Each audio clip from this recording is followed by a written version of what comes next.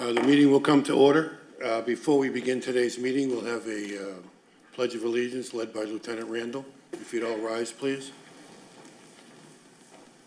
Pledge allegiance to the flag of the United States of America, and to the republic for which it stands, one nation, under God, indivisible, with liberty and justice for all. Thank you.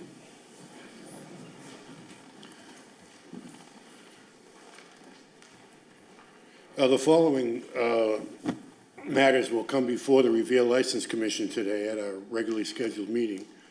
This meeting has previously been filed with the city clerk. The first order of business will be the applications considered admitted for consideration. Item number 1, Masir, Wayland School, 107 Newhall Street. Rashid Mukhabir, I'm sorry I mispronounced your name, is the event manager. This is an application for a one-day common victular and entertainment license. The application of Masir for a one-day common vicular and entertainment license to be exercised on the park of the Wayland School on 107 Newhall Street on Saturday, June 25th, 2022, from 1 p.m. until 8 p.m. for the annual Moroccan Cultural Day Festival. The expected attendance is 500, amenities to include 2 food trucks and musical performances. This is correct. Hello, sir. Can you name and address for the record, please? My name is Rashid Mukhabir, address 47 Chippy Lane, Methuen, and I'm here on behalf of the nonprofit organizing the event, which is Masir, stands for Moroccan American Connections in Revere.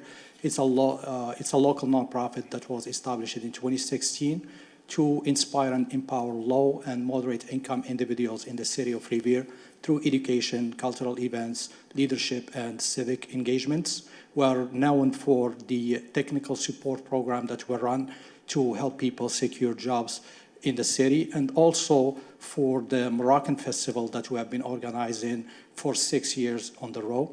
It's been very successful last year. We get tremendous support from all the city entities, including fire department, police department, health department, mayor's office, the DPW, and from Dr. Kelly, the superintendent. Very good. I'm familiar with the event, sir. It seems to have been a very good event for the community. Do any of my fellow commissioners have any questions? I have no questions. We've run these type of things before, so everything seems to be in order. I have no questions. Thank you so much, Commissioner. I have no questions. Thank you so much, Commissioner. Thank you very much, sir. I think we have got an idea of as far as what the application is looking for and what type of license you're looking for. I will close this section of the hearing, and I'll ask for any proponents. Is there anybody else that would like to speak on behalf of the issuing of this license? I don't see or hear anybody. We'll close that section. Is there any opponents? Is there anybody opposed to the Moroccan one-day festival? We don't see or hear anybody. We'll close that section. We can open it up to a general discussion, or if one of my colleagues would like to make a motion. If there's no other questions, I'll make a motion to approve. I'd second. Very good. The application for a one-day common victular entertainment license of Masir is approved. The entertainment license will be exercised at the Wayland School, 107 Newhall Street, on Saturday, June 25th, 2022, from 1 p.m. to 8 p.m. And that license is approved. Thank you so much, Thank you very Commissioners. much, sir. Good luck with the event. Thank you. Just one note. Councilor Sereno did send a note to the board Yes. asking for the approval that he is in favor of. Yes. Thanks to Councilor Sereno, I sent an email notifying the mayor and all the people who have been helping us to make this event, successful event. It's true that the Master is running the show, but this is a collective work of all city departments to promote diversity, inclusion, and equity in the city of Revere. I appreciate your support. And we appreciate your support, sir. Thank you. Thank you. Item number 2, Revere Restaurant Group, Inc., DBA Tio Juan Margaritas Mexican Restaurant, 85 American Legion Highway. Sean M. Casey is the manager. This is an application for a change of officers, directors, and transfer of stock. The application of Revere Restaurant Group for a change of directors and officers and a transfer of stock. Your name and address for the record, please. My name is Jodine Scott. I'm the Vice President of Finance and Accounting for Margaritas Management Group, which is the parent company of the Revere Restaurant Group.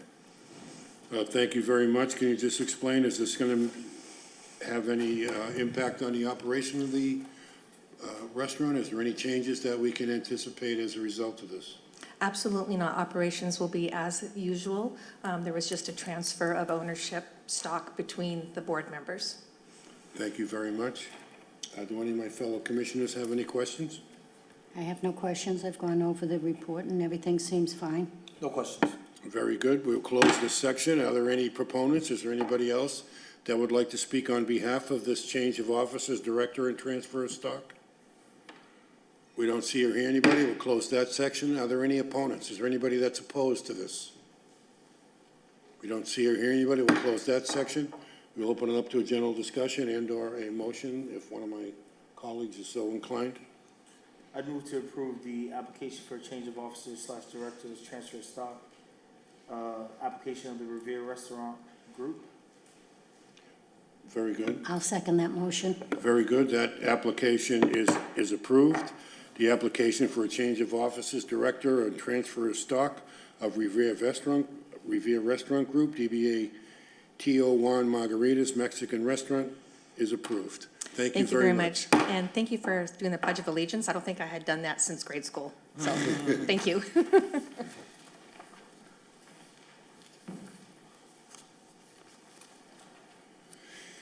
Item number 3, Blanchard's Revere, Inc., 286 American Legion Highway.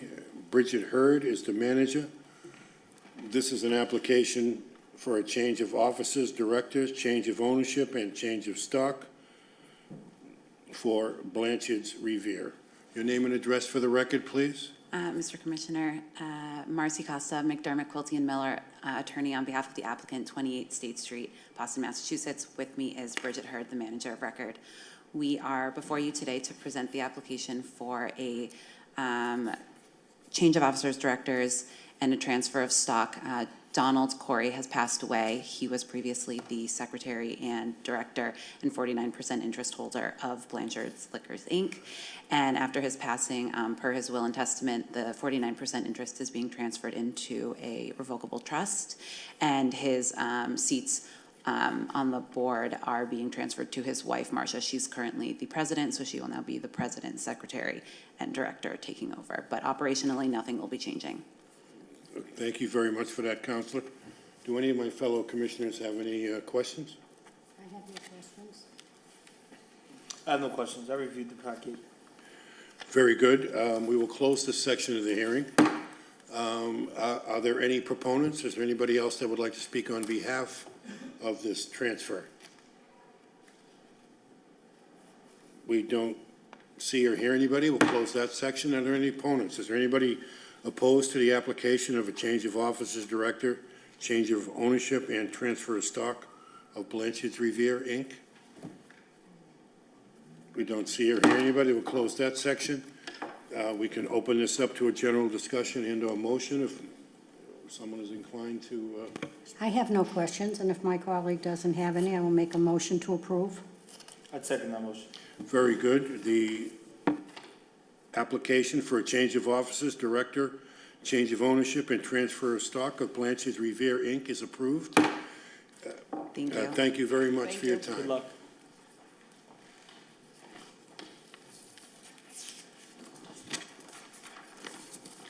Item number 4, Shuban Inc., DBA Parkway Convenience, 190A Revere Beach Parkway. Matibin Patel is the manager. This is an application for a change of officers, directors, and a change of manager.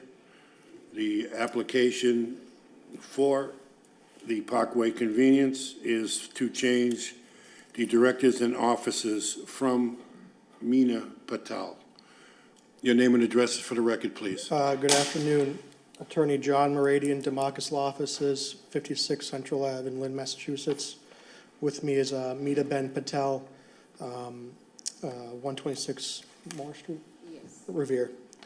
Today, we're seeking two items. One is a change of manager from Meena Patel to Meeta Ben Patel, and a change of officer, change of director on Shuban Inc. from Meena Patel to Meeta Ben Patel. Meeta Ben is the owner of the store, co-owner. She's tip certified. They have an ID scanner. They've owned the store since, I believe, 2015, 2016 or so. So those are the two changes we're seeking today. Thank you very much, Counselor. Do any of my fellow commissioners have any questions? I have no questions. I have no questions. Very good. I will close this section of the hearing and ask for any opponents, any proponents. Is there anybody that would like to speak on behalf of the transfer, the application for the change of officers, directors, and change of manager? We don't see or hear anybody. We'll close that section. Is anybody opposed? Anybody opposed to this change? We don't see or hear anybody. We'll close that section. I can open this up to a general discussion and/or a motion. I'd move to approve. I'll second the motion. Very good. The application for a change of officers, directors, and change of manager of Shuban Inc., DBA Parkway Convenience is approved. Thank you very much. Thank you very much. Good afternoon.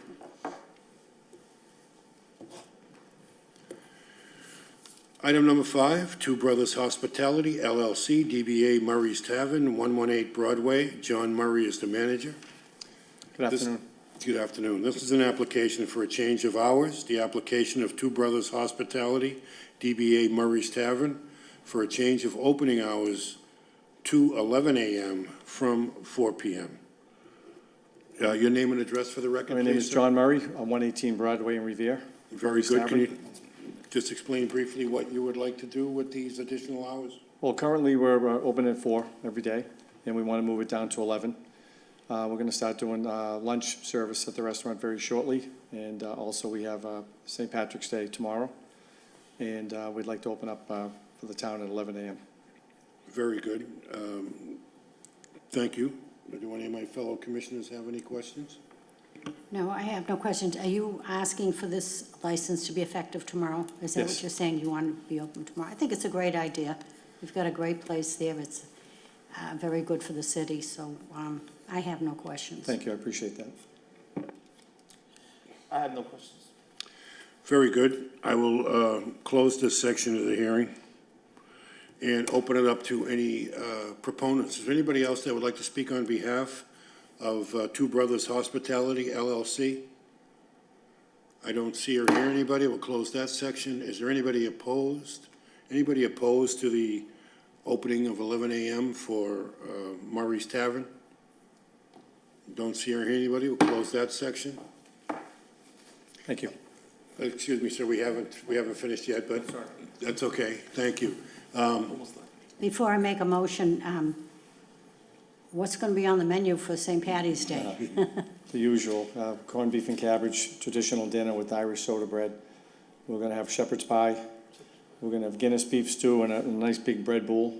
And we're also going to make a special corned beef dinner egg roll, Sounds good. amongst some other specials for that evening. We have bagpipers coming about between 5:30 and 6. And we have the face painter coming in the afternoon also. Okay, so what time will you be serving lunch? 11 o'clock, Oh, you will be starting yeah. at 11, okay. right at 11. That's early. Okay, I have no other questions. It's exciting. I'd move to approve the application to change the hours from 4 p.m. to go back to 11 a.m. Very good. I would also move to approve that. I just wanted to let you know that, I've been to your place a couple times, and I have to say that you're doing a good job over there. I really like the way, it's a great addition to the city, and I wish you the success with this. I appreciate that, thank you. Okay. Very much. Well, with nothing else, we will vote to approve that, and good luck. Thank you. Thank you. Look, Thank you.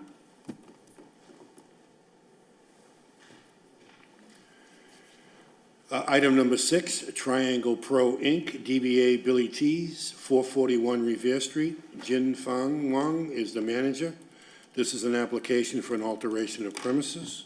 The application of Triangle Pro, Inc., DBA Billy T's, for an alteration of premises to add a sushi bar in the licensed premise. Your name and address for the record, please, sir? Hi, my name is Ziang Wang. We're located on 441 Revere Street. Very good. Can you just explain briefly what your plans are for this particular alteration? Yeah, so instead of, so we used to have booths in the front of the restaurant, and we tossed that out, and we built a brand-new sushi bar, new floors, everything, fridge, it's gonna be separate from the Chinese part of the restaurant, and we're just serving sushi, so there's gonna be sake, it's like Japanese alcohol, and sushi there. And we have a sample of the menu if you guys wanna take a look at it. Sure. You like sushi? I love sushi.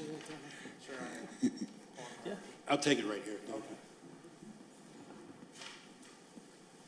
Thank you very much. Is the menu?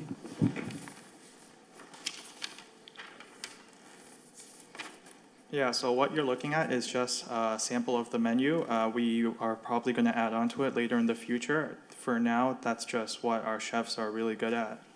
Okay, very good. Do any of my fellow commissioners have any questions? I don't see my favorite volcano maki on here. We could make that. It's a very good sushi. I have no questions. Very good. Do you have any questions or?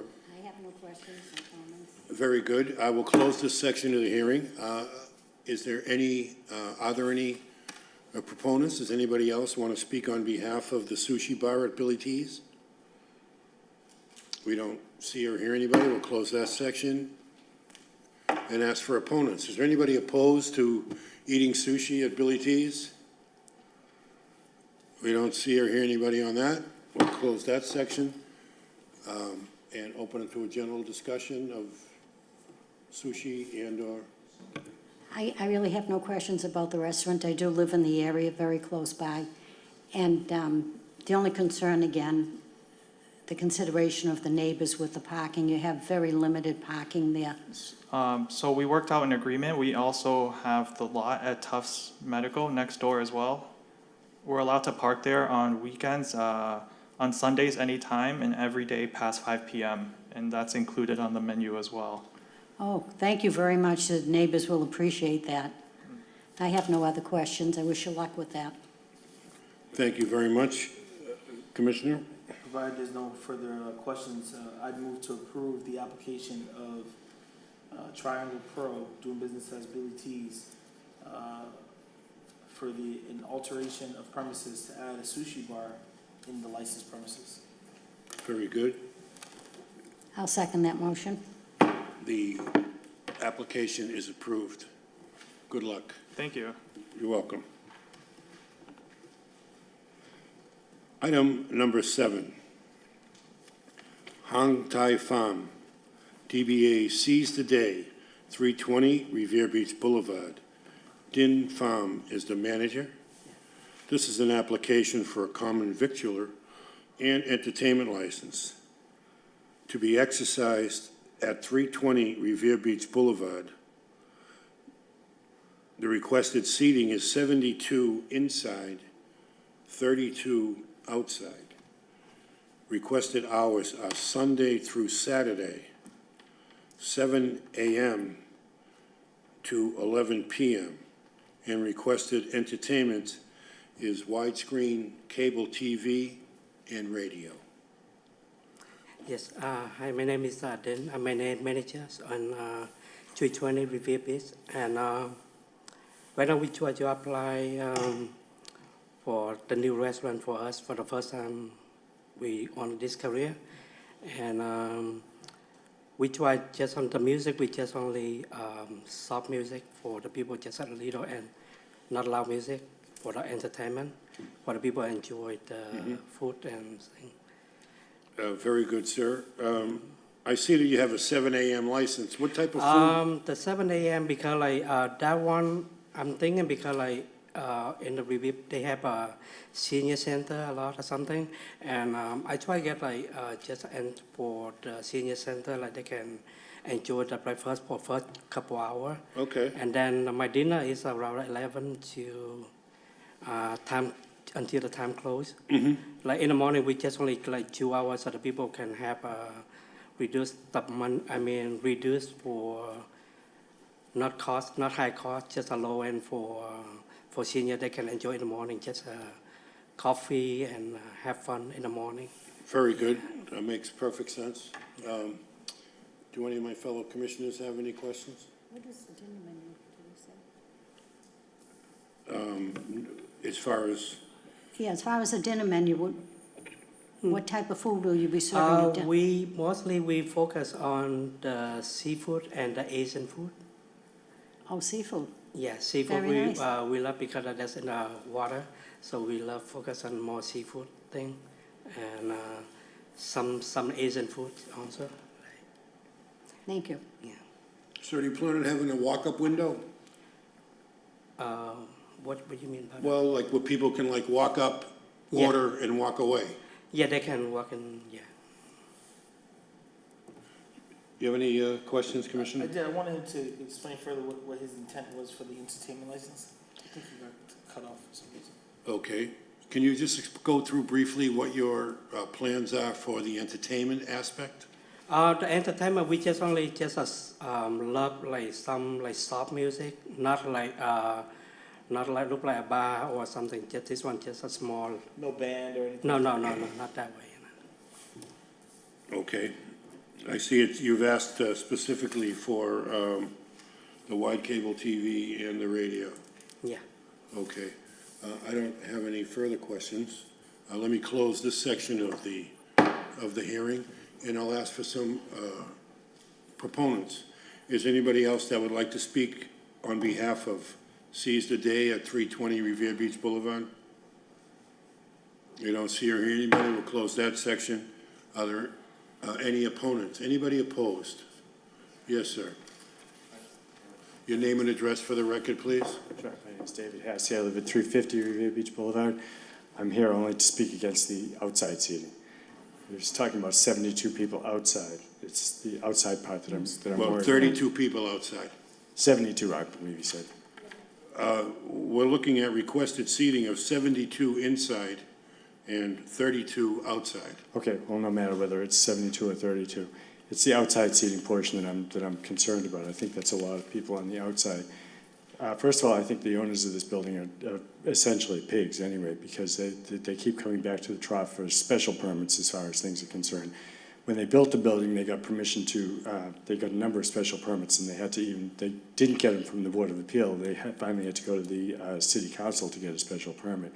And one of the parts of the special permit was to build right up to the sidewalk. They're supposed to be pulled back from the sidewalk to start with.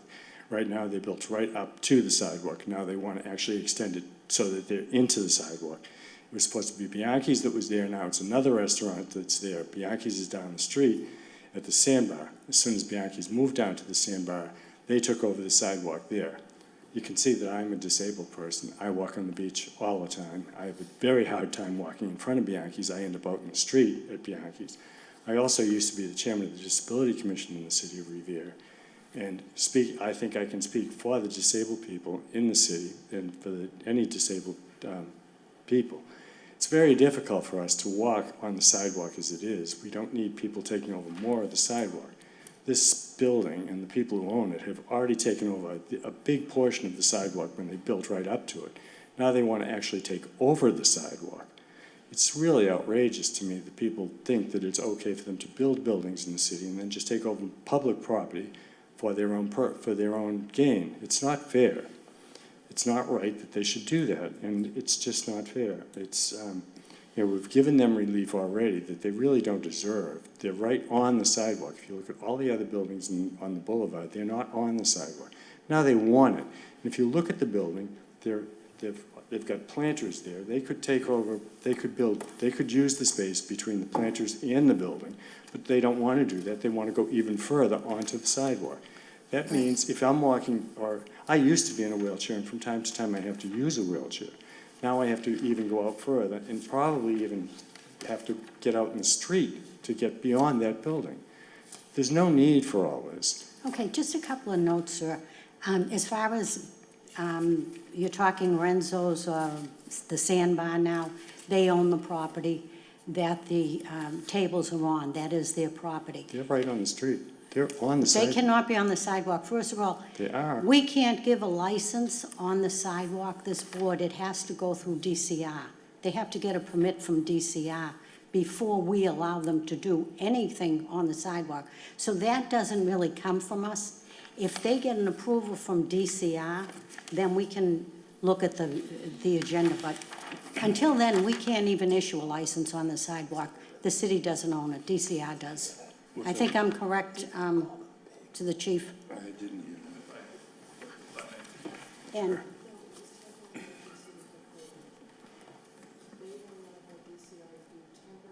right, so we need No, DCR. they've got two approval. tables out. Now, what if we could cut them in half?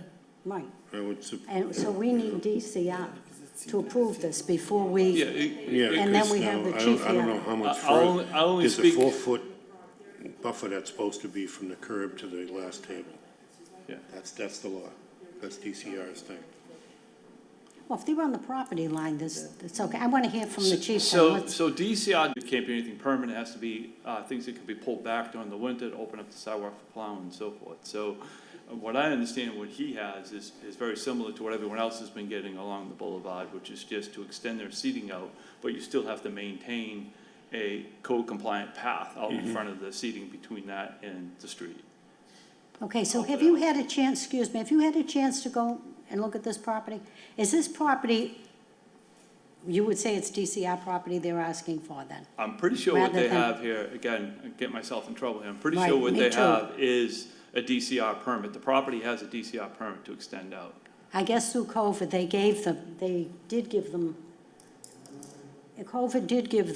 a permit at the time, but I Yes. don't know if they have to renew that now where everything's changed. I have his layout plan, I haven't approved his plans yet, but he's in the process of doing it right now. But they were giving permission to do seating on there, and I know DCR has done a rigorous review process of that to ensure that it did not infringe upon ADA requirements along the boulevard. Okay, so it's like Antonio's has permission, Yes, they maintain the 4-foot but I think they, buffer between the sidewalk, between the curb and the outside edge of the seating. So that's gotta be maintained 4 feet. I walk by Antonio's all the time, and they do that. Brenzo's does, Bianchi's does not do that. Bianchi's was supposed to be in that site, not a new restaurant. If they do what DCR does, I will watch them. and watch Can you DCR. speak into the mic, sir? I'm sorry. Right, so Bianchi's? Antonio's does do what you're telling me. Bianchi's does not, and Bianchi's is actually supposed to be the restaurant that was there. That was part of the deal when the city gave them the permit to build even that building. That's not your problem. I don't expect you to do anything about that, but that was the deal when they even got the permit to build that building. That's what I'm talking about, the people who own that building. If it's the DCR's problem, then I would watch with the DCR and I would take it up with them if they should violate the law on that. But what I'm asking for the licensing commission to do is just to make sure that the licensing commission doesn't allow them to do something that the licensing commission can control. It's very hard for disabled people, and I have to tell you, I wish you would go down to the beach and see what Bianchi's has done. They are right up to the curbstone, and it's very difficult for people to walk on that sidewalk. There are trees planted there, and I've stumbled. I fell and broke my jaw in front of Bianchi's this summer.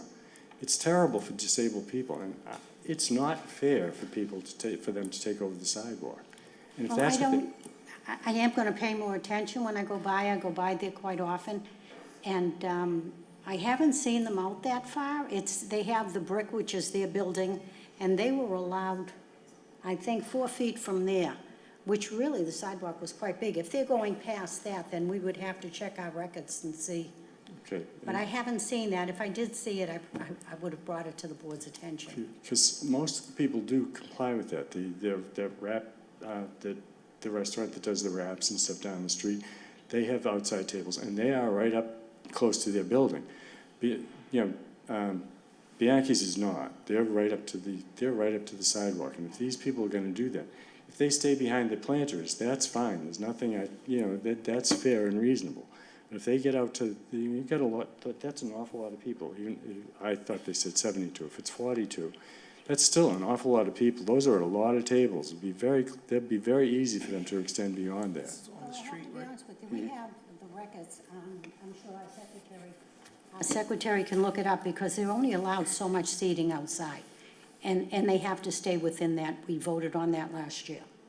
So they can't go beyond that. According to the diagram we have, sir, we have 2 levels of seats, so you'd have 2. So basically what you have is 8 and 8 on either side of the door, all right? That's 8 tables with 4 persons at each table, which gives you your 32. So, it's something that I think we can monitor, and if it looks like it's something that is a problem, we can deal with it. I think one of the things you might do is maybe go out there and maybe spray paint a little dot on the sidewalk so that people know exactly how far out they're supposed to go. I know the outside seating in that location was a huge problem before, even when, Doogie's wanted outside seating there. It's right next to a park. They're spending all that money on Sullivan Field to do a park. There'd be children out there, when people are there, they hand over alcoholic beverages and everything else. They'll be outside drinking. Outside seating is a real problem on the beach. And to have a lot of it right really close, and Well, it's outside seating creates a real problem, and if they're out beyond where they're supposed to be, if it's the DCR's problem, I can't ask you to do anything more. I can only ask the DCR, but if it's the licensing commission allowing them to do something that is detrimental to the neighborhood, to the brand new park next door, if they extend it beyond for the handicapped people in the city, the disability commissioner should be here. That's why I'm not in the disability commission anymore. He picks and chooses what he wants to do. That's why I resigned from the disability commission. I'm speaking for the disabled people too. It's very hard for us to traverse the sidewalk as it is. Like I said, I fell at Bianchi's last summer and broke my jaw trying to get over, with people there. And, they do extend beyond no matter how much you tell me that they don't. They do. And it's very difficult. I understand that, and I think that now that you've brought it to our attention, I think, it's maybe something that we can police a little better. But thank you for that. Deputy, do you have something you'd like to add? Yeah. The commission will give me the latitude. If you just Google 320 right now and look at the front of it, you'll see the planters. There's at least 2, I'm gonna say that the pattern in the sidewalk's probably a 4x4 pattern. There's at least 8 feet between the light poles and the planters that are in front. My understanding is his tables are supposed to be behind those planters. So that's probably actually on their property, not even on a DCR permit, okay? Yeah, as far as, Behind the planters is fine. yeah, that's where we are. If that's where Yep. Here's what we're talking about. Yep. that would make sense. I'm afraid that they're gonna be in front of you. So that's a pretty wide swath there. If they could And it looks like he said, the tables are gonna be behind this. There's nothing I could do about that. Write your information down on a Yeah, piece of so paper and leave it for me, and I'll cutting in follow up half with you, would- if you don't mind. No, I'd be happy to do that. If they're behind the planters, there's nothing I could do. I don't And know. and as far as the other establishments on the beach that have seating, I've met with the DCR many times down there, because I actually take it personal when the seating gets overextended, because that affects egress paths from the restaurant and so forth. I've met the DCI down there a few times. The only place that we actually had some problems with was Antonellis, which he kept extending out, and we finally pushed him back and actually literally put marks on the sidewalk and said, do not exceed. Not aware that there's a problem at our pizza joint, but I'll take a look. And we have, like you said, we have floor plans of how these restaurants are supposed to maintain their seating. And I'll make an action for myself to take a ride over there. Okay? Behind those planters, that's fine. Yeah, that's what I understand is how it's supposed to be. Okay. I appreciate Behind there, that's wonderful. Just No, I'm thinking the same. You want to just give them one row? Yeah. Cut it in half Cut it to in half. better than more To mountains on 16. the low. You got a beautiful 16. restaurant. Start with 16. I think Yeah, that's see how, just behind the planters is I'm wonderful. sorry.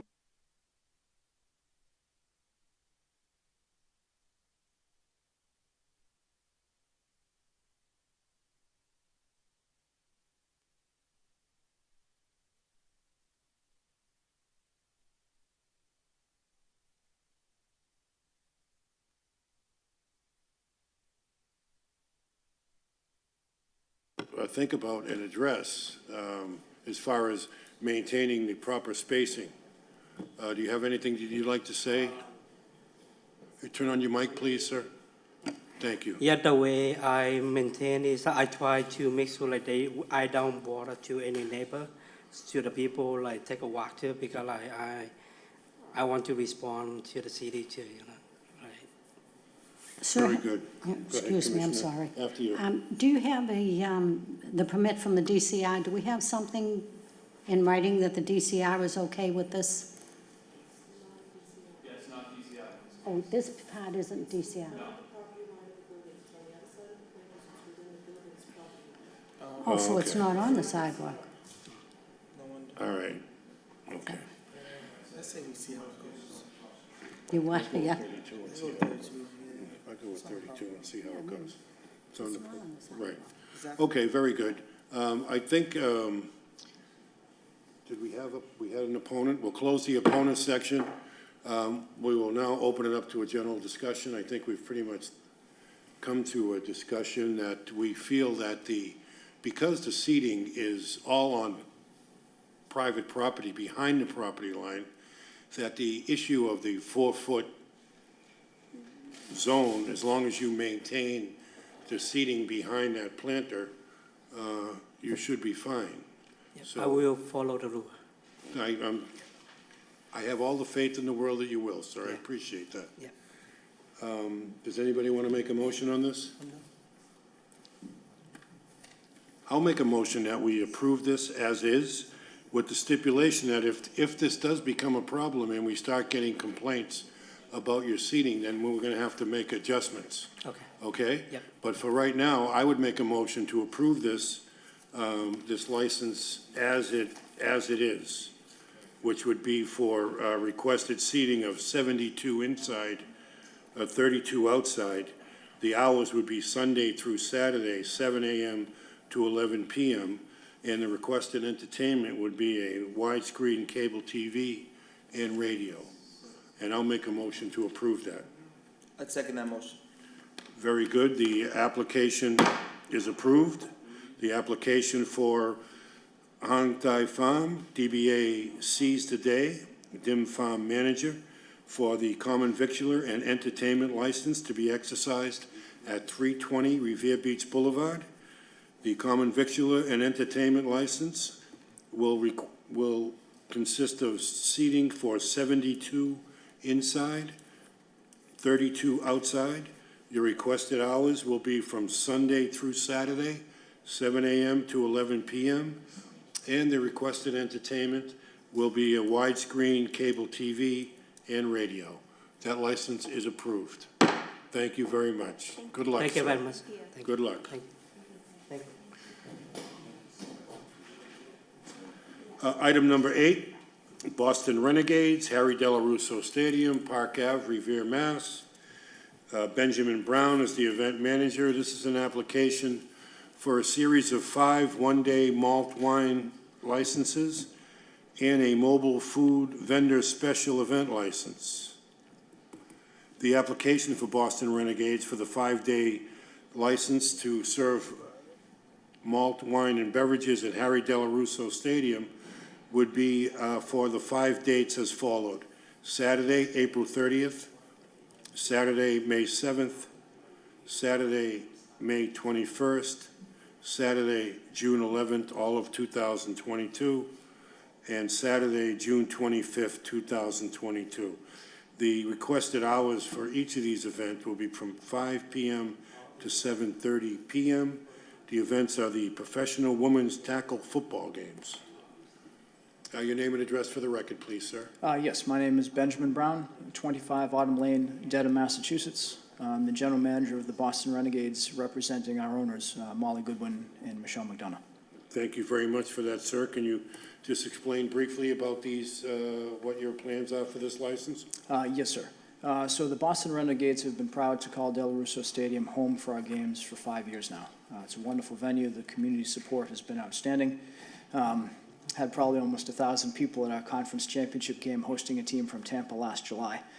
We smacked them pretty good. You guys are cheering us on. It was a fun game. This is an adult women's tackle football league that has been in existence for 14 seasons now.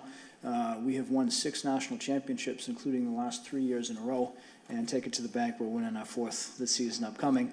I don't want to jinx anything, so knock on wood here, but we've yet to lose in Delarusso Stadium. Well, And we have no it's a great intention home of, field advantage. yes, sir. We have no intention of having that start anytime soon.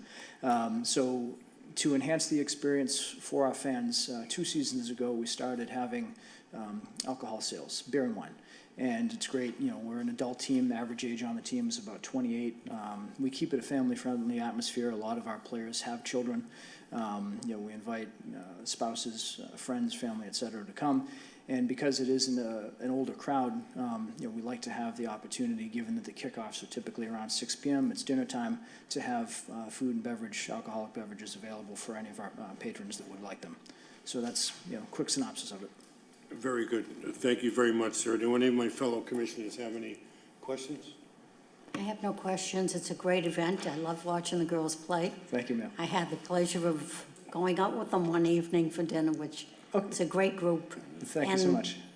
every year it's run wonderful, so I have no questions. Thank you. I appreciate the direct support. So. Sam, I think the Boston Renegades has done some great things in the city. I think you got a future there. As the director of football of the youth program, I see you guys down there practicing. Yes, sir. Yeah.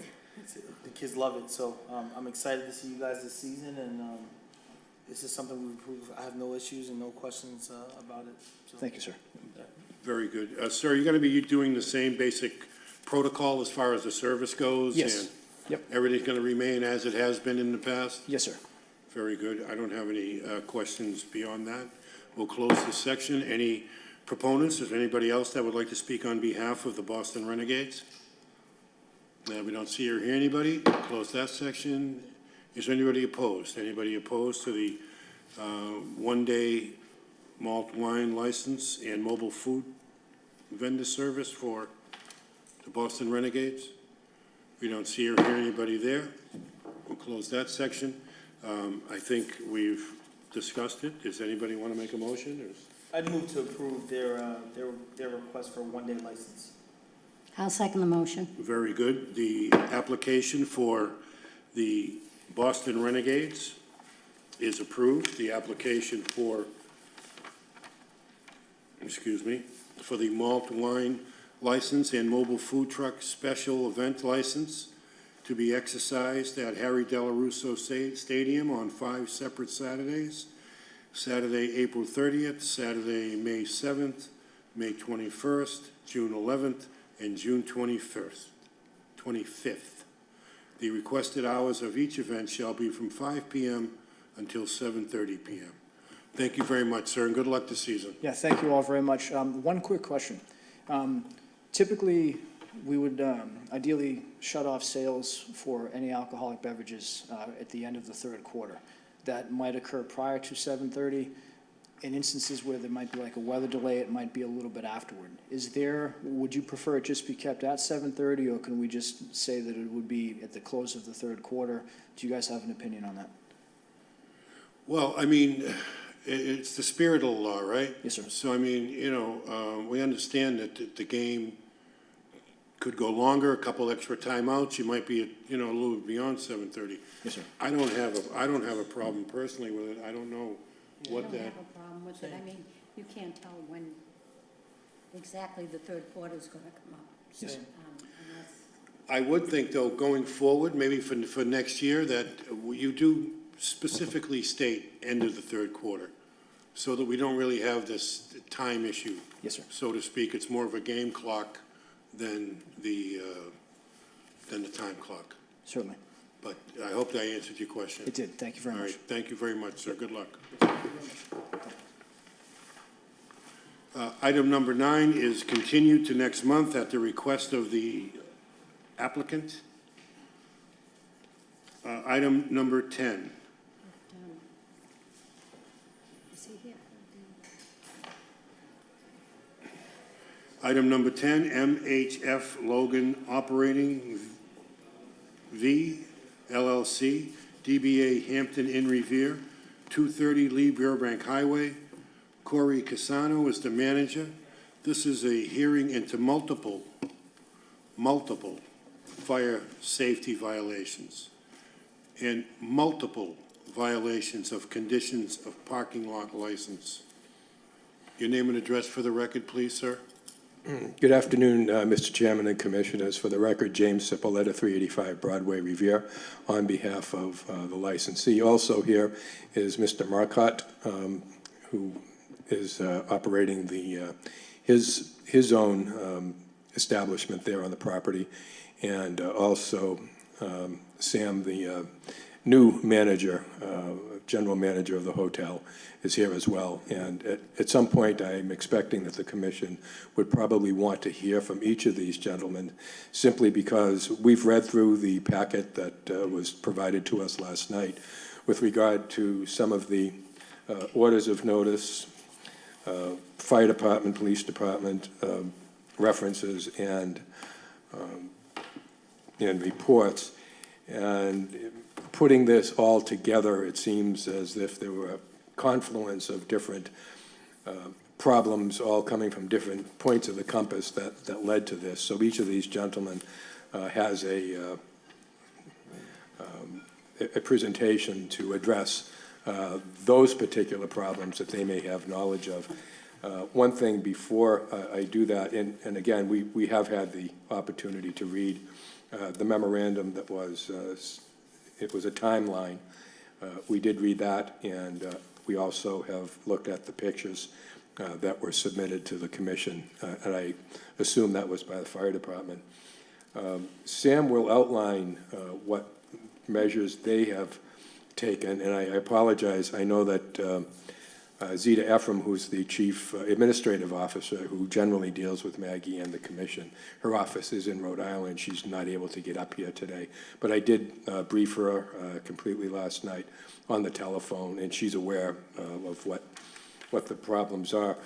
One of the things going forward, and we can address what's happened in the past as set out in the timeline, but just for context, knowing and reading all of these complaints and notations, the company has engaged VP&E Parking Solutions to take over the parking and to supervise and give an analysis and a solution to the number of different problems that come into this one particular area from different other aspects. They will be on site for 2 months. I have what they do. They actually run the parking at Brigham and Women's and some of the major hotels in Boston. They also lay out parking plans after they do their analysis, tell the business or the medical facility how to operate it and how to do it safely, educate them on the laws and refresh them on the local ordinances, and to provide a solution. What they've done, the hotel has done, is to try to bifurcate the out parcel where Mr. Marcotte has his spaces from the hotel guests, and they're going to put a fence and a gate there so that the hotel guests will be ID'd. They'll be given tickets or tags, and if they don't have one, they can't get in. And also, the company will be instructing the hotel on how to enforce those fire lane parking violations. Some of those things happen when nobody's looking. I assume a lot of that happens. But nonetheless, I just want to pass up what VPNE does. So I'll take that, Counselor. And also, if you don't mind, I would like to have the Deputy Chief come up and just basically outline what the problems are from his perspective so that we understand what we're talking about.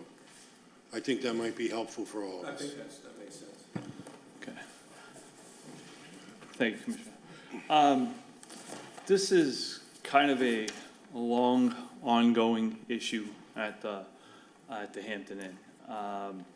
It has become a problem since Select has come over to the hotel as the company that's running the Park and Fly. This was written up on multiple occasions back in 2019 into 2020.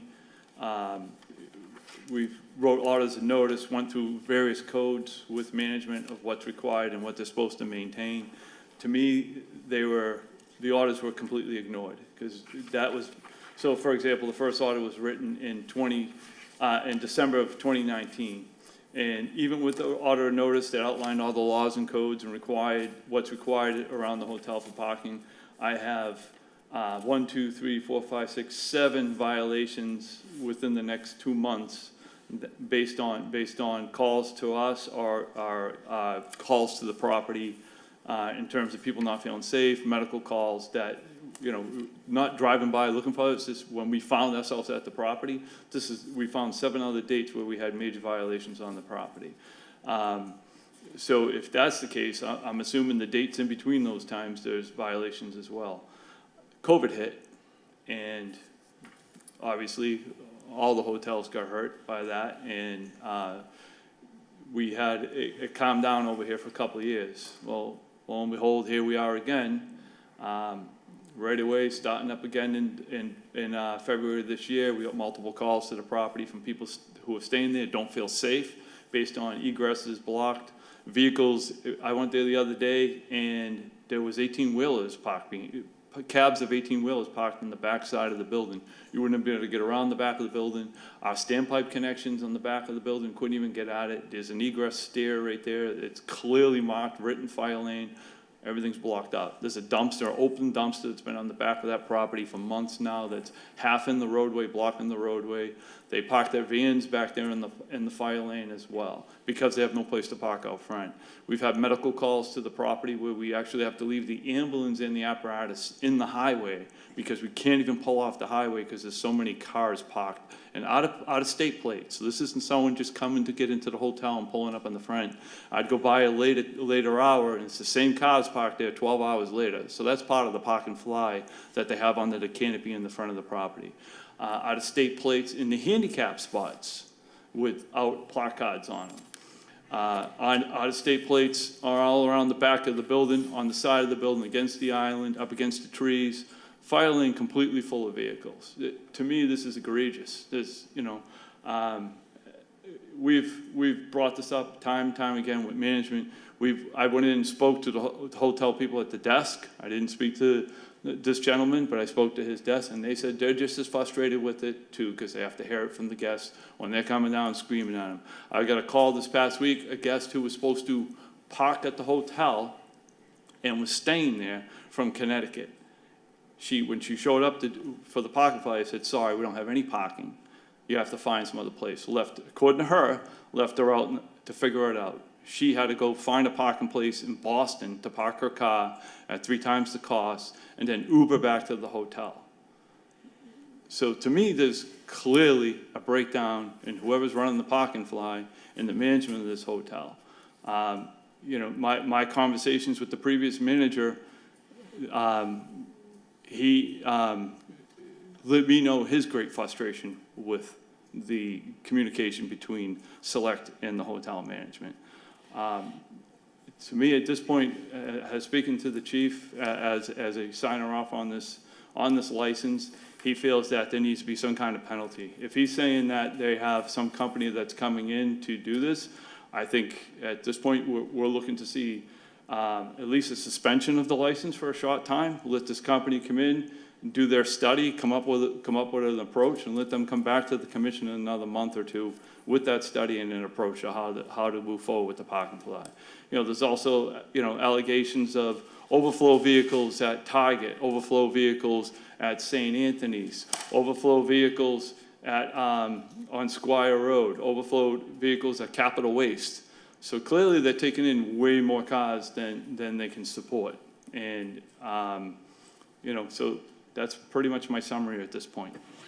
Thank you very much, Deputy. Now, you heard it characterized that some of this stuff is people just dropping their car and running in. Is that what your experience is telling you, or does this look to be a Absolutely not. concerted effort to increase the number of parking vehicles? Absolutely not. Based on the number of vehicles and the plates, and like I said, usually when I get the call, I don't just go by once, I go by twice. I go by several hours later and observe the same cars in the drop-off lanes in the front. There's two lanes there's two, not lanes, there's two, you can park two cars side by side outside the canopy between the trees. That's typically where we pull in, and it's clearly marked as a fire lane. There's two cars in a row parked there, and that'll be filled up all night with the same car. So that's not someone going in to check into the hotel. That's cars parked there deliberately and left as part of the park and fly or the hotel guests because of the overflow. Thank you, Deputy. Do any of my fellow commissioners have any questions for Deputy Cheever?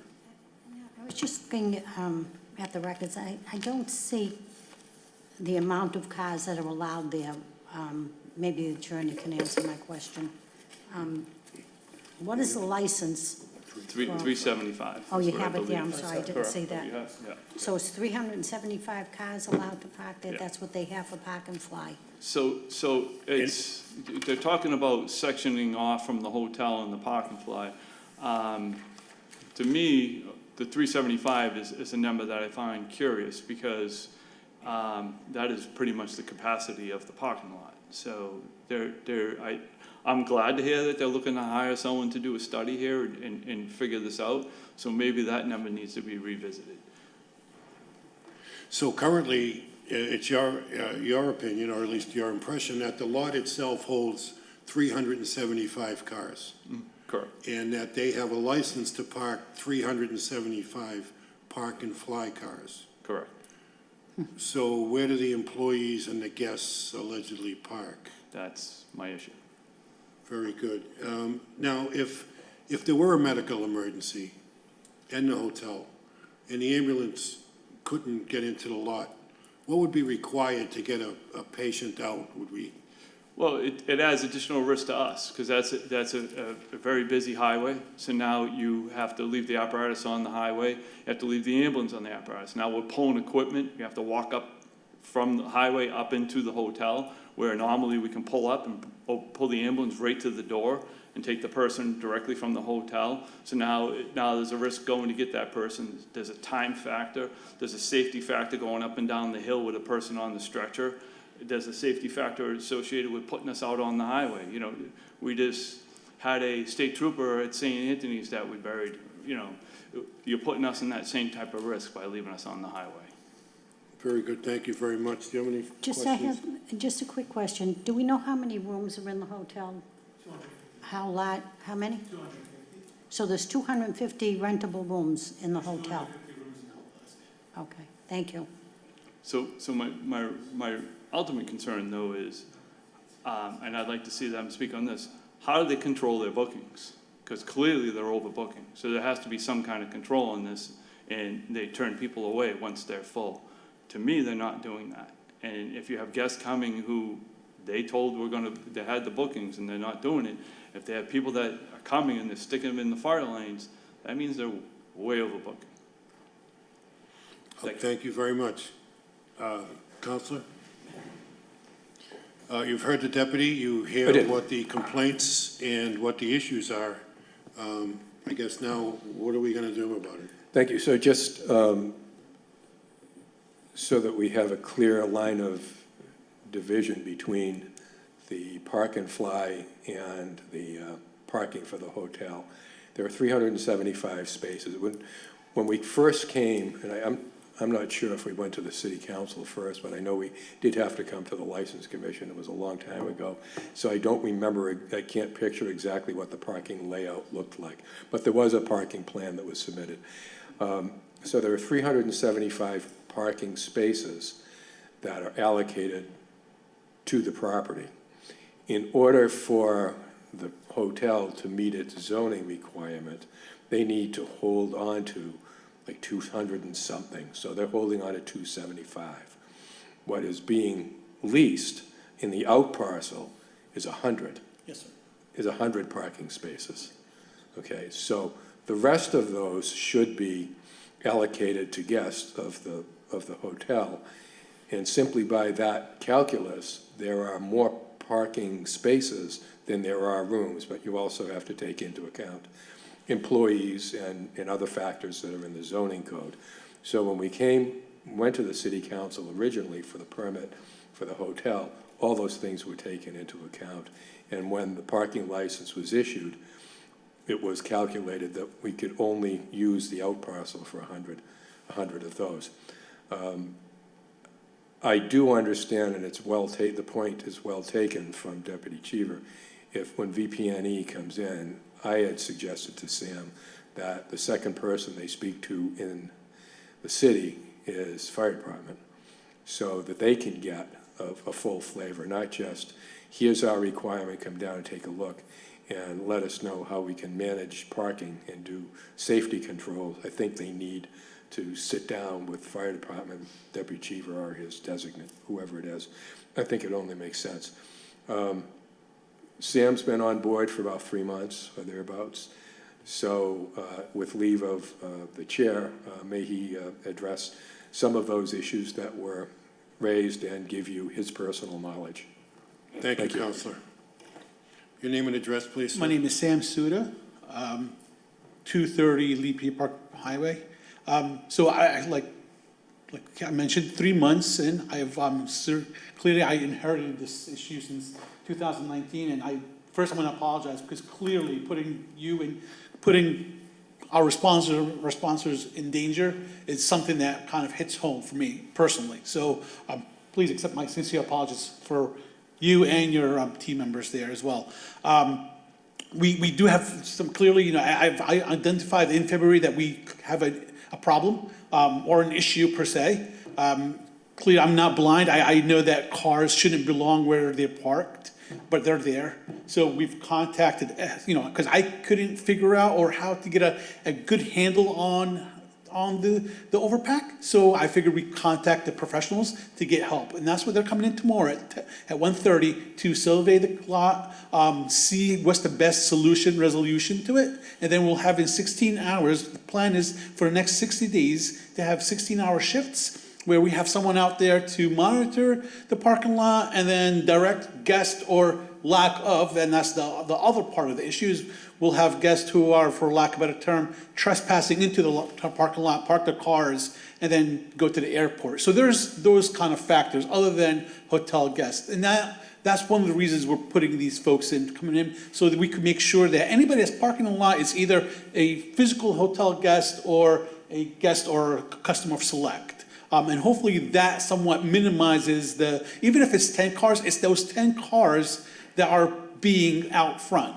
So even if those 10 cars are the violators, hopefully those 10 cars will be the resolution to this problem.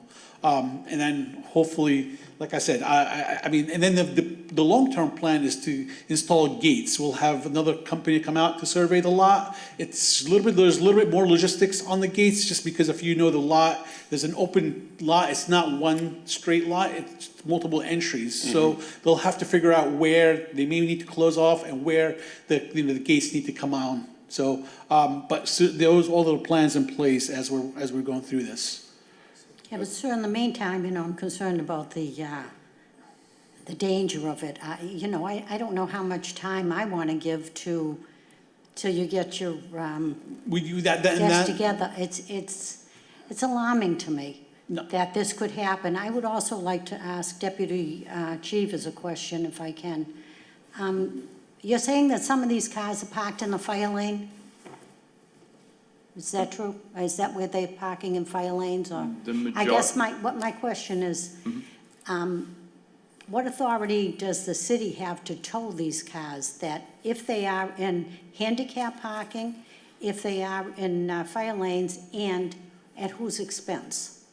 It's, honestly, we had a situation out there that was so egregious a couple of years ago that the chief sent out and we tagged, and I believe we may have even possibly towed a couple of cars that were very egregious.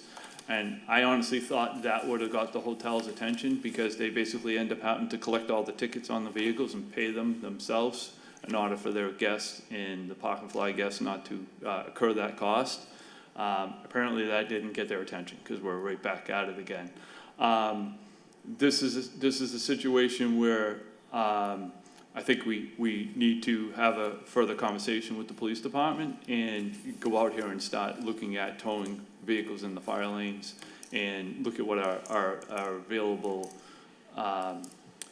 penalties are that we can address. My problem with that is when we go out and we tag these cars or tow these cars, that's on some innocent person from Connecticut who thought they were coming up here, parking and flying and going to the airport and leaving their car in good hands. Now they get a ticket and they're trying to renew their license, renew their registration, and don't know about this ticket. That puts them in a bad place. So again, it's a bad business model, bad practice. So I was going to talk to this further about to the chief to see what we can do about towing, because I think that's ultimately what will end up happening is the best solution.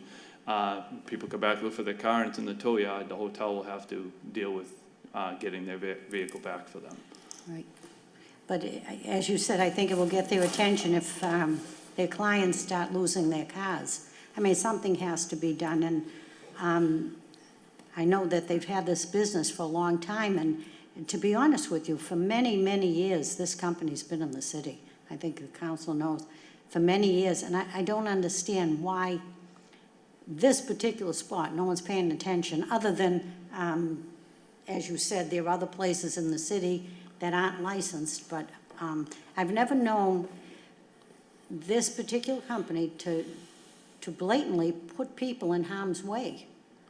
It's very unfair. It's unfair, as you said, to your department to have to pull up and not be able to help someone that, you know, every minute counts when there's an emergency. So I'm very surprised at this company, that they would have done this, because I haven't had this in the past. You know, other than maybe, you know, we shouldn't be putting cars in certain places, but. Well, let's put it this way. It's one thing if you have a little overflow and you overbooked and I'll put it out there. They end up at Target, they end up at St. Mary's, St. Anthony's. It's another thing for the egregious violations that are occurring on the property. Absolutely. Okay. So again, it still comes back to there's no control on the volume that's coming into the property. And I'd like to see something given to us in terms of how they're going to control the volume coming into the property. Well, I think what I'm hearing is they're going to try and work on it, but, you know, the license was given to, I think, Mr. Marcotte, and he knows the business well. Or I personally wouldn't have voted for licenses if I didn't think they would have full control of that license and know the rules and regulations of having it. I could be misspeaking, and I'm sure you'll correct me. I don't think Mr. Marcotte has a license in the city right now. He's actually managing, operating the Hampton Inn's license. He surrendered his license from NECO after his issue with the Comfort Inn, where they had the issues with overflow over there when he was there. Right, that's correct. And it seems like it's a management issue. It's not surprising to me. I'm new to the commission. Obviously, I don't know the entire history of this company, but based on everything I heard, it seems like there's a deliberate inaction here on the part of the management and the manager and operator who's before us today. So no, it's not surprising. And the fact that there was a deliberate attempt to put cars at another lot tells me that there was some acknowledgement on behalf of your company. So the song and dance that's happening today is just not acceptable. Putting fence is not going to solve the problem. It's a management issue. And it seems like something severe or dire is going to happen for this to actually, really have some severe consequences. I mean, so something has to be done. And again, well-respected attorney, but I'm just not buying it. This company, I'm just not buying it. I think everything that I've heard so far suggests that something needs to happen, whether we're scaling back the numbers or something needs to happen, because this is an ongoing history, a very long history dating back to 2015. I don't know, something needs to happen. Commissioner, I'd like to hear from Mr. Marcotte. Yes, and if, just as a preface to his remarks, and I can see the questions that are floating around above the chairman's head, so I just want to give some context to that. First, it appears that all of these problems, and I think if you look back, and I looked at the timeline in the matrix that was drafted, I assume Deputy Cheevers did it, they all seem to be in February. And what's February? February school vacation. Maine, New Hampshire, Massachusetts. And I don't know where these cars are coming from that are being offloaded to other people's property, but it seems a little bit unlikely that they are actually hotel guests who are at a hotel that's overbooked. I don't know where those cars are coming from, or whether there are people who are leaving cars someplace and then jumping onto a shuttle or a bus or something because it's free. Who knows? But Well, I think Mr. Marcotte may have an answer for us. I think maybe he has some info. Deputy, did you want to say? Yeah, Jim Marcotte, 230 Lee Burbank Highway, Select Parking. I would agree with almost everything you said, almost everything. Yeah, because there are two sides to the story. When we opened up in 2019, we opened up in September, we met with Maggie and we were going to go for our own license, but it didn't seem to make sense for us to have one license and the hotel to have one license. So we opened up in September, and in February, COVID hit, and this is the first February that we've experienced during school vacation. It's the first Christmas that we had, Christmas break. It was tight. Our footprint and our lease was 194 spots. After that happened, and they came down and gave the warning to the hotel, not to me, we reduced our footprint from 195 down to 150. We reduced our lease down to 150 to accommodate the additional space that the hotel needed so we wouldn't get into the situation with the fire lane. Come February, March, COVID hits. The lot is pretty much dead for a year and a half. So we now get into a situation where there are a number of vehicles that are parked all around the lot that are not his and they're not mine. There's a parking operation operating out of 30 Railroad Ave called Roadway Inn. They've got 400 cars behind Waste Management. When that lot gets full, they drive into the lot, they have a little cubicle set up that they're checking people in. The customer goes in and checks in, and if they're overflowed and they don't have a space to park the car, they tell them to go over to the Hampton Inn, park in the lot, and hop on the shuttle. I've questioned customers myself personally to ask them, how did you end up here? Well, their entrance is right before our entrance. So when they get jammed, it's a lot that's a dirt lot, hundreds of cars, potholes. So when the people leave and they're told to go over to us and just hop on the shuttle and park their car and take off, that's something that we need to get control over. So when we ran through this problem in February and I realized that there were cars being parked there, that were neither one of ours, customers or guests, and I started questioning, there was a rental car company that was doing contactless rental cars out of the parking lot. What would happen is you could rent your personal car, you could take it to a parking space, and you could rent that car from a customer, and they have a lockbox that's on the side of the car that's really not that noticeable, but you can open up the lock and take the car out. So when I saw a customer getting in a car, and we got very diligent about tagging each one of our cars to make sure we knew what was going on and what's happening here, I found out that there was a car rental company called Turo, which is Turo. And when I downloaded the app and I looked up what, where their locations were, one of their locations was operating out of 230 Lee Burbank Highway, which he had no knowledge of, I had no knowledge of. During the past 2 or 3 years, we've been through, no disrespect, 5 GMs at the hotel. I'm the same person that's there, been operating my business, and I operate spots out of the hotel. I don't lease fire lane space, I don't lease handicap space, I don't lease, sidewalks, I lease my spots. Now, I capture the keys to every single customer's car, so if they do end up parking in an area that they're not supposed to be in, we can move the car. The cars that he's talking about that are in the fire lane, that when he drives by and the cars are there hours on end or go one day and they come back the next, the hotel is also in the parking business. They have what's called park, stay and fly. So the difference between his business and my business, his customers don't leave their keys. So wherever they park, they leave. So we have had situations where we've had cars relocated in the past because the customer has taken their keys. Those operational issues are the issues that we are now trying to figure out between Sam and I on how we're gonna fix those problems. There is no doubt that it's a hazard. It's a hazard to me, it's a hazard to my employees. We don't wanna have this happen. But when I book reservations for the future, and let's just say right now I've gone down to 100 spots from 194, if I'm booking reservations for April vacation and I book 100 spots and I'm sold out, well, when those guests show up, I need to have space for them. If someone's taking those spots, whether it's the hotel or somebody that's not supposed to be parking there, we now end up with this problem. So I believe that what we have to do is we have to get this VPNE company in to secure the space that we have, so no guests that are not allowed to be on our property are not there. People are going into that lot, parking and taking off, because they know the desk is inside the hotel and it's very difficult, for them to see.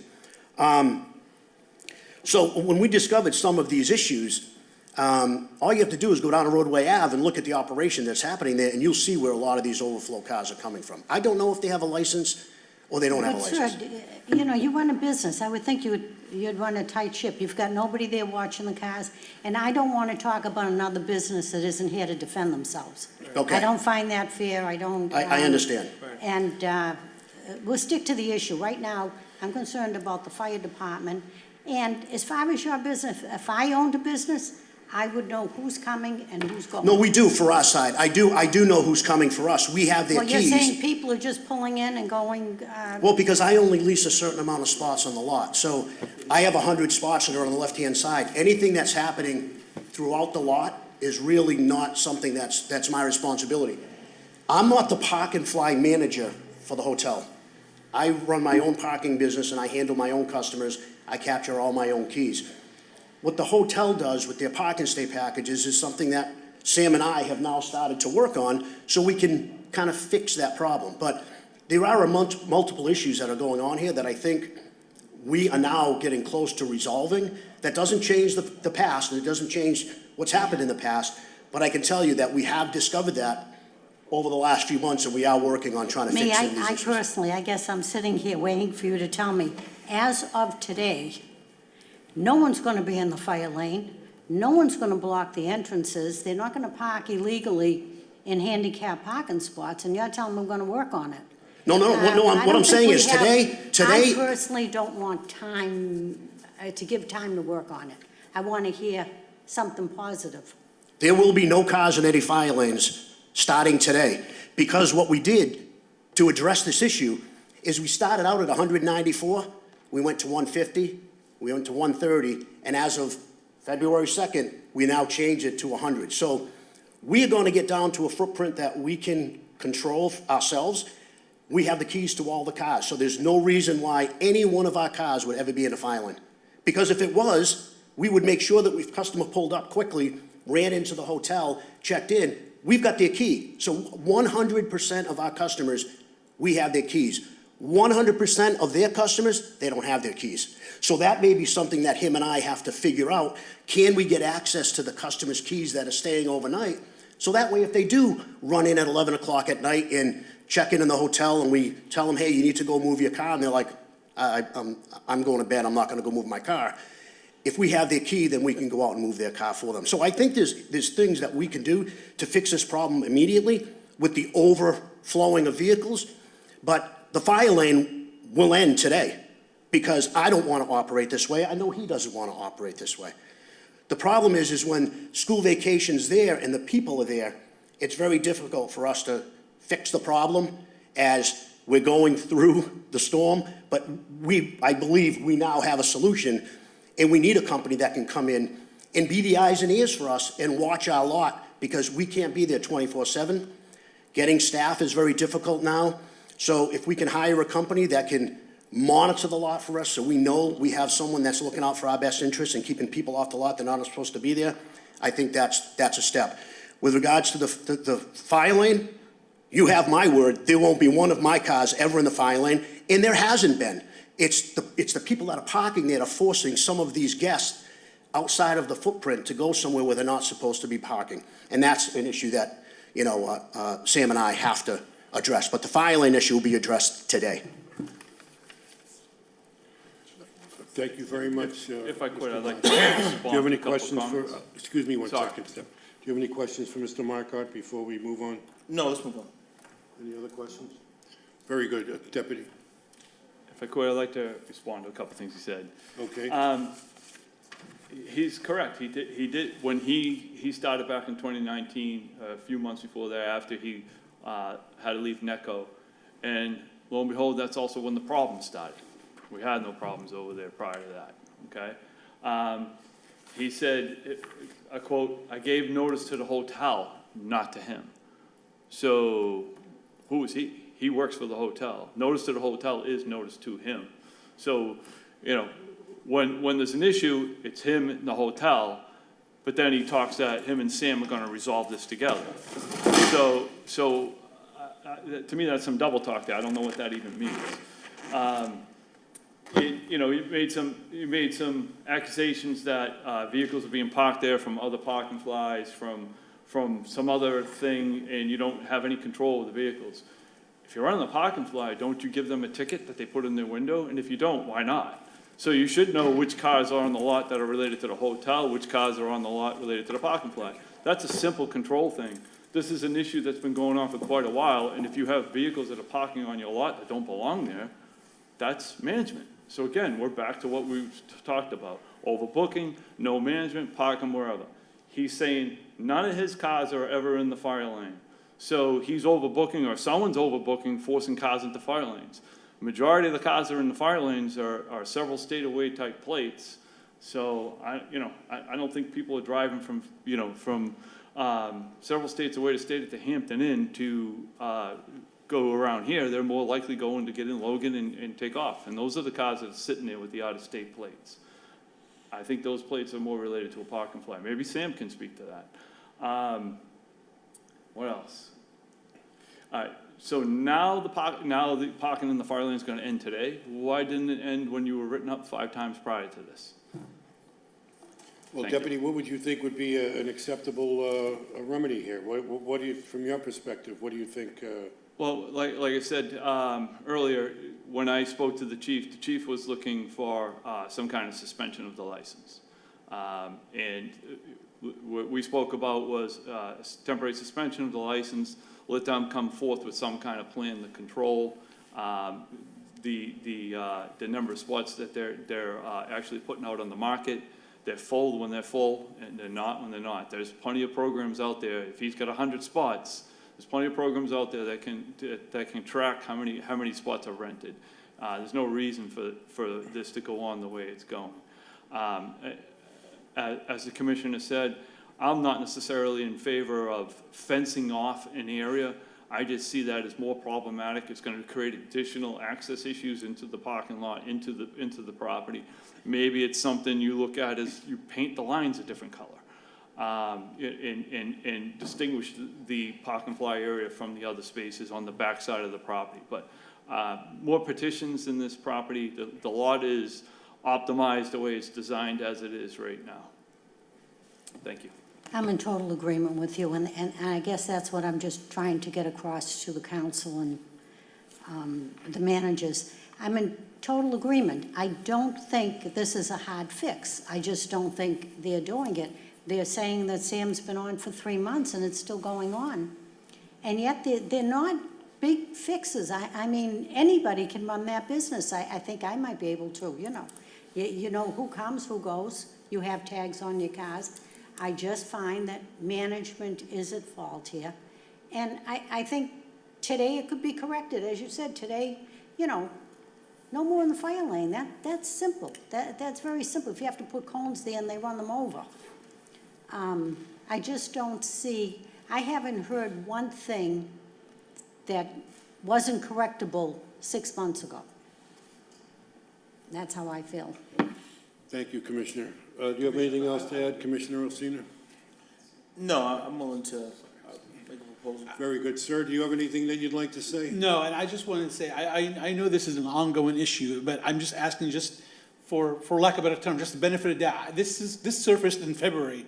And when I came on board December, January, we didn't have this issue. It wasn't until February this issue arose. And then it wasn't until like a week later, I started calling companies, and VP&E were the only ones who were willing to come in to do this for 60 days until we get a better plan in place. They're coming tomorrow at 1:30, and I understand, and that's why I acknowledge, and I won't insult anyone's intelligence to say that or throw anyone on the bus. There's clearly a problem, and the problem we're going to resolve. It's not your problem. It is certainly ours, and we're certainly working to resolve it. There won't be any cars in the fire lane starting today. I certainly promise you. Even if I have to stay at the hotel tonight to ensure that no one parks after 11 o'clock at the fire lane, I will do that, Commissioner. But I assure you, this is something I take serious. Please give me the benefit of the doubt. We came from Baltimore, and I'm here, and I'm trying to make things right. Just give me the benefit of the doubt, Commissioner, honestly. All right, I appreciate that. Sir, Counselor, did you have anything you wanted to add? One thing the deputy and I had been talking about sort of offline while others were giving their testimony is to take away any ambiguity about the authority for either police or fire to park. Is I suggested to the deputy that we would give them a letter of authority for the PD or whoever is contracted by the city to tow any cars that are in the fire lane, whether they call them or we call them.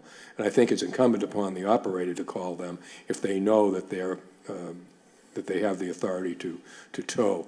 And I did appreciate the sensitivity of the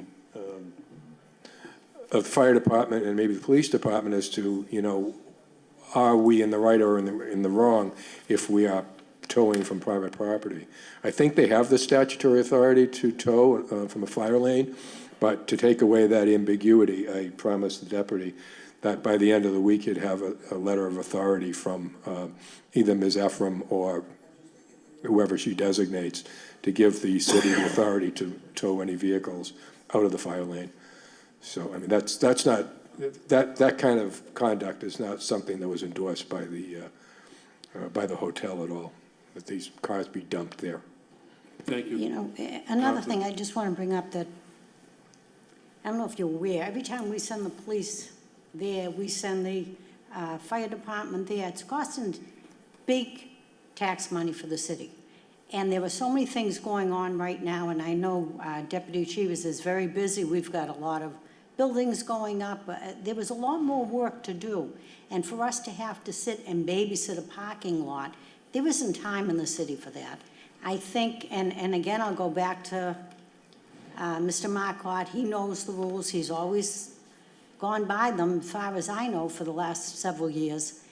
And I hate to see our departments tied up like this on an issue that should have been corrected months ago. And that's all I have to say. Thank you. Deputy? So I feel Sam's passion, and he's taken the time to come here. He's actually hired legal counsel to do this. They have a company coming tomorrow. We're getting guarantees that this is going to be addressed. And to echo your comments, I'm more concerned about, I don't want to have to get down here and police this. The police don't want to have to get down there and police this. You have every right to tow vehicles out of your fire lanes.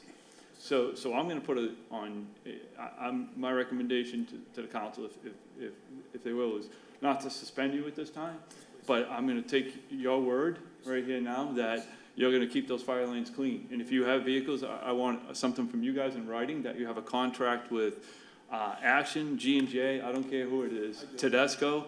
Show me your contract, and they have a right to come on your property and tow vehicles.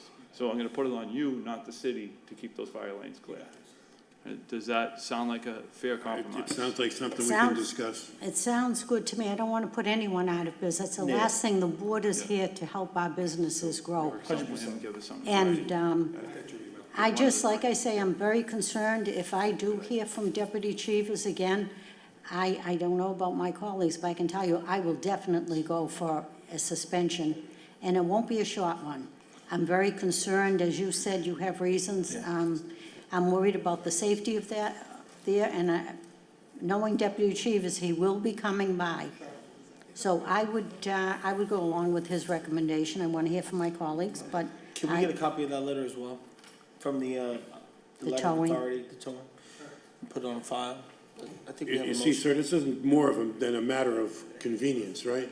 I mean, I would think from your position, the hotel has got some serious liability here. You know, if a fire truck can't get in there and there's a fire and the delay causes significant more damage, loss of life, et cetera, we all know how that plays out. I mean, other than the safety, welfare concern, I mean, it's taking a toll on the business, it's taking a toll financially. It's all around, it's taking a toll, just more than just the safety and welfare on the business aspect. So I assure you, this is something that we're taking serious. I assure you that I want to resolve this. And I assure you, this is something that the speaker in this I microphone. apologize, I should be talking here, sorry, thank you. It's because I figured too. But I assure you, I mean, and thank you for, I am a very passionate person. And if I came off passionate, it's because I do want to resolve this. And this hits a little bit home, that's not what we want to go through, but it definitely hits home with our responders, to me personally. So I assure you, you have my full commitment that we will make this right, starting today. And I will be there if I need to be there midnight to ensure no one parks there. Commissioner, I assure you. I would like to at this time, if my colleagues have no other questions, I would like to at this time place this on file. Should there be any other violations that do come up in the future, we will refer back to this hearing. Actually, I appreciate that sentiment, Commissioner, but I was thinking more in the lines of having something a little bit more concrete. Same. I would like to see a time period. VPNE is coming in to do an evaluation. Tomorrow. You've given them 60 days. Correct. I would think that having you back in 60 days to review this process, to see exactly where we are, if there are any violations in that intervening period, I would urge my colleagues to then call a special meeting and suspend your license immediately, just so that we're clear that we take this very seriously. And I appreciate your passion.